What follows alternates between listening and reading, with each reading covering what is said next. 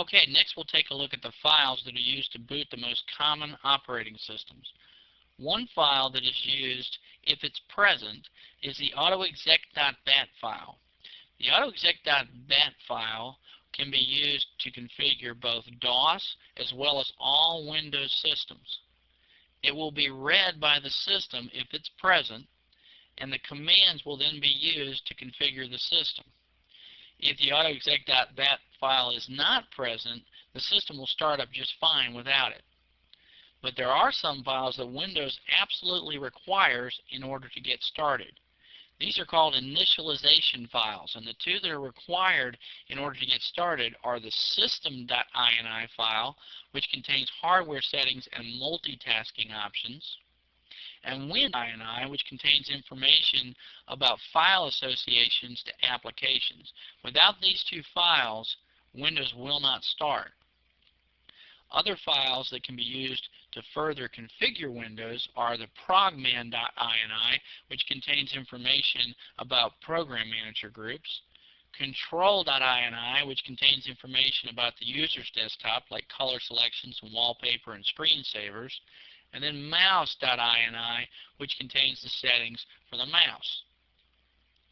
Another file that is absolutely required in order to start both DOS as well as Windows is the ms-dos.sys file. The ms-dos.sys file is actually a different file in Windows than it is in DOS, even though it has the same name. And the ms-dos.sys file in Windows is used for further configuration.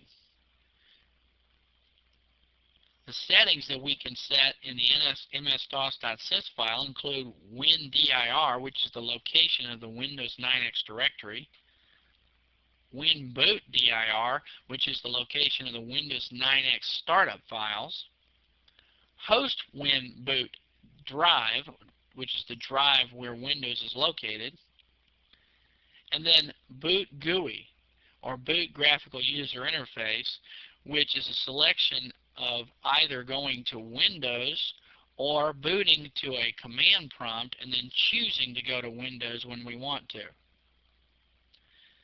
To start Windows 98, there's a very minor change which makes a big difference.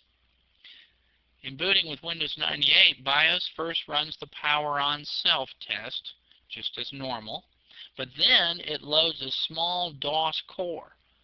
The DOS core will then load Windows 98.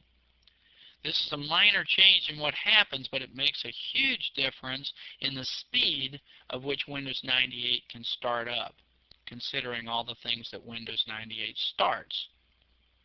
Okay, so now that we know the major players to boot the most common operating systems, in the next section we'll look at how software manages hardware resources.